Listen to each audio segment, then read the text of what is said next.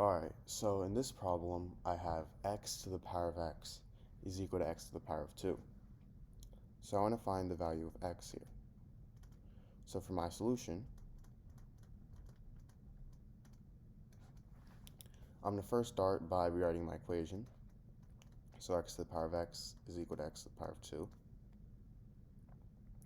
And now I'm going to divide both sides by x to the power of 2. So if I divide both sides by x to the power of 2, I get x to the power of x over x to the power of 2 is equal to x to the power of 2 over x to the power of 2. And x over x to the power of 2 over x to the power of 2, these two cancel out, and I get 1.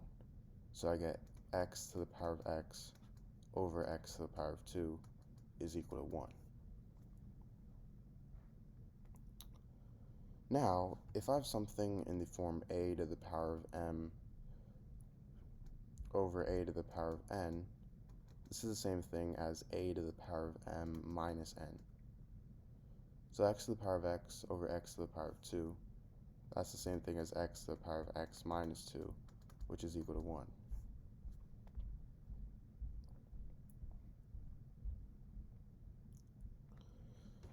Now, I'm going to take the natural log or ln on both sides. So I get ln x to the power of x minus 2 is equal to ln 1. So if I have something in the form ln a to the power of b, I can move this exponent b to the front. So it's going to equal b times ln a. So in this case, I have ln x to the power of x minus 2, and I can move this to the front. So I get x minus 2 times ln x is equal to ln 1.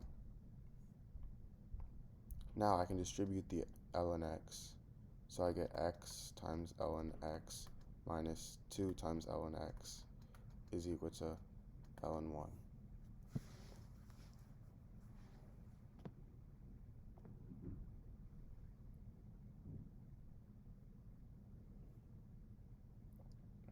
And ln 1, that's equal to 0. ln 1 equals 0. So now I get x times ln x minus 2 times ln x is equal to 0.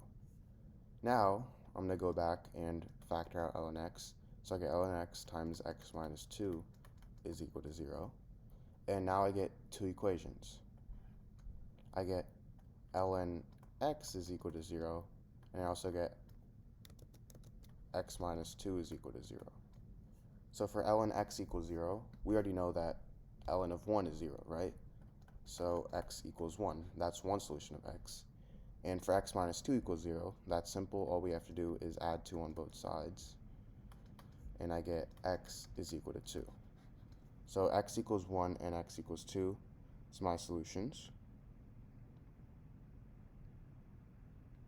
Now, going back to the original equation, we have x to the power of x equals x to the power of 2. So to check, I'm going to first start by plugging in x equals 1.